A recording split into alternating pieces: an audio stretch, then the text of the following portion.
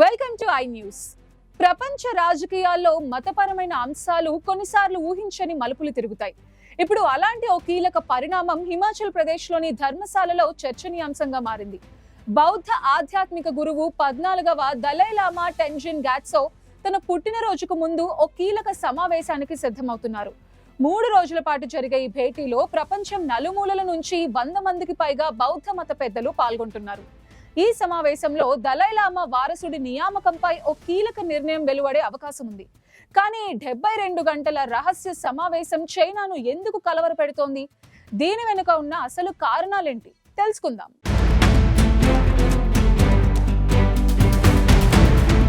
హిమాచల్ ప్రదేశ్లోని ధర్మశాలలో 14వ దలైలామా టెంజిన్ గ్యాట్సో తమ పుట్టినరోజుకు ముందు 3 రోజుల పాటు నిర్వహించనున్న అత్యంత కీలక సమావేశం బౌద్ధ ప్రపంచంలోనే కాదు అంతర్జాతీయ రాజకీయాల్లోనూ తీవ్ర చర్చకు దారితీసింది. రైటర్స్ వార్తా సంస్థ ప్రకారం 2019 తర్వాత ధర్మశాలలో ఇంత పెద్ద స్థాయి బౌద్ధ మత గురువుల సమావేశం జరగడం ఇదే తొలిసారి. సమావేశాన్ని అత్యంత గౌప్యంగా నిర్వహిస్తున్నప్పటికీ దీని ప్రధాన ఉద్దేశం కొత్త దలైలామా వారసుడి నియామకంపై ఓ నిర్ణయానికి రావడమని తెలుస్తోంది. దీనికి సంబంధించిన ప్రకటన జూలై 6 నుంచి వెలువడే అవకాశం ఉంది.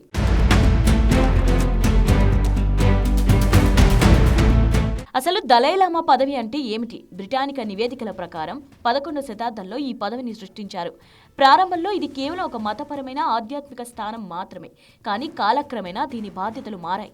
13వ దలైలామా కాలంలో ఆయన టిబెట్ నుండి చైనా సైనికులను తరిమివేసి అక్కడ పాలన కూడా చేశారు. అయితే 14వ దలైలామా వచ్చిన తర్వాత చైనా టిబెట్లో తమ ఆధిపత్యాన్ని పెంచుకోవడం ప్రారంభించింది. 1960లో టిబెట్లో చైనా సైనిక చర్య ప్రారంభం కావడంతో దలైలామాకు అక్కడి నుంచి పారిపోవాల్సి వచ్చింది. అలా ఆయన భారతదేశంలో ధర్మశాలలో వచ్చి ఇక్కడ ఒక బహిష్కృత ప్రభుత్వాన్ని ఏర్పాటు చేసుకున్నారు. అప్పటి నుండి ఆయన అక్కడి నుంచే తన బౌద్ధ అనుచరులతో టిబెట్ ప్రజలతో సంభాషిస్తూ వస్తున్నారు. ఇప్పుడు కొత్త దలైలామా నియామకంపైనే అసలు వివాదం రాజుకుంది. దలైలామా నియామకానికి సంబంధించిన సాంప్రదాయ ప్రకారం టిబెట్లో జన్మించిన ఒక చిన్నారిలో ప్రస్తుత దలైలామా ఆత్మ పునర్జన్మ పొందిందని నమ్ముతారు.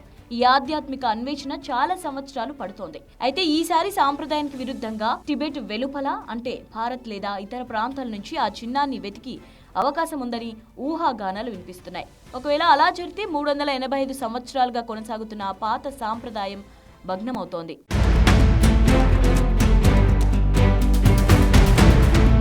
ఈ విషయంలో చైనా తీవ్ర అభ్యంతరం వ్యక్తం చేస్తోంది. దలైలామా నియామకం తమ దేశ అంతర్గత వ్యవహారమని, తాము ఎంపిక చేసిన దలైలామానే చట్టబద్ధమైన వారసుడు అవుతాడని చైనా వాదిస్తోంది. బీజింగ్ మార్చి 2026 దలైలామాపై ఓ ప్రకటన చేస్తూ టిబెట్ ప్రజలు చైనాలో భాగమని అంగీకరిస్తేనే ఈ విషయంపై చర్చలు జరుగుతాయని స్పష్టం చేసింది. ధర్మశాలలో జరుగుతున్న ఈ సమావేశం చైనాను కలవరపెట్టడానికి అనేక కారణాలున్నాయి. దలైలామాను టిబెట్ బయట ఎంచుకుంటే చైనాకు ఆయనపై ఎటువంటి అధికారం ఉండదు. ఇది టిబెట్పై చైనాకున్న పట్టును బలహీనపరుస్తోంది. బహిష్కృత దలైలామాకు అంతర్జాతీయంగా లభిస్తున్న మద్దతు టిబెట్ స్వయం ప్రతిపత్తి వాదనలకు బలాన్ని చేకూరుస్తోంది. కొత్త దలైలామాను భారతదేశంలో ఎంచుకుంటే అది టిబెట్లను స్వయం ప్రతిపత్తి ఆశలను మరింత పెంచుతోంది. దలైలామా ఎంపిక విషయంలో మత పెద్దలు చైనాను ధిక్కరించి తమ సాంప్రదాయాలకు ప్రాధాన్యత ఇస్తున్నారని చైనా భావిస్తోంది. ఈ సమావేశం ద్వారా వెలువడే నిర్ణయాలు బౌద్ధ ప్రపంచంపై, టిబెట్ భవిష్యత్తుపై, అలాగే చైనా భారత్ సంబంధాలపై కూడా తీవ్ర ప్రభావం చూపే అవకాశం ఉంది. అందుకే ధర్మశాలలో జరుగుతున్న ఈ 72 గంటల సమావేశం చైనాకు ఒక పెద్ద సవాల్గా మారింది.